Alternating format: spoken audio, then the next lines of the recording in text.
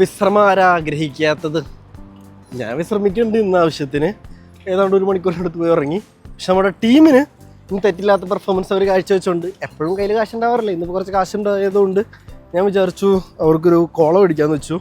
അപ്പോൾ 2 ലിറ്റർ കോള മേടിച്ചിട്ടുണ്ട്. തികയില്ല, എന്നാലും ഇത് വെച്ച് അവർ അഡ്ജസ്റ്റ് ചെയ്തോളും. പിന്നെ നാളെ ഞായറാഴ്ച ആയതുകൊണ്ട് തന്നെ ബിദ്രോങ്ക തുറക്കില്ല. വീക്കെൻഡ്സിൽ ശനിയാഴ്ച തുറക്കും, ഞായറാഴ്ച ബിദ്രോങ്ക തുറക്കില്ല. അപ്പോൾ സൊല്യൂഷൻ എന്ന് പറയുന്നത് ശനിയാഴ്ചയെ നമ്മുടെ മുള്ളർമുലിച്ച് മേടിച്ച് വയ്ക്കുക. ഇന്ന് മുള്ളർമുലിച്ച് മേടിച്ചു. ഇനിയിപ്പോൾ അവന്മാരെ ചെന്നിട്ടൊക്കെ ഇതിനെ വിളിക്കണം. എന്നിട്ട് ഈ കുപ്പി അങ്ങോട്ട് പൊട്ടിക്കണം, എല്ലാവർക്കും ഒഴിച്ചു കൊടുക്കണം. ഞാൻ ഈ സാധനം വല്ല കാലത്തും കുടിക്കും. മുന്നും പറയാറുള്ള പോലത്തെ ഇങ്ങനത്തെ സാധനങ്ങളൊന്നും നല്ലതല്ല. പിന്നെ ചെറുപ്പം തൊട്ട് അമ്മ ഈ സാധനം വീട്ടിൽ ക്ലോസറ്റ് കഴുകാൻ വേണ്ടി ഉപയോഗിക്കാറ്. അതുകൊണ്ട് ഇത് കാണുമ്പോൾ ആ ഓർമ്മ വരും.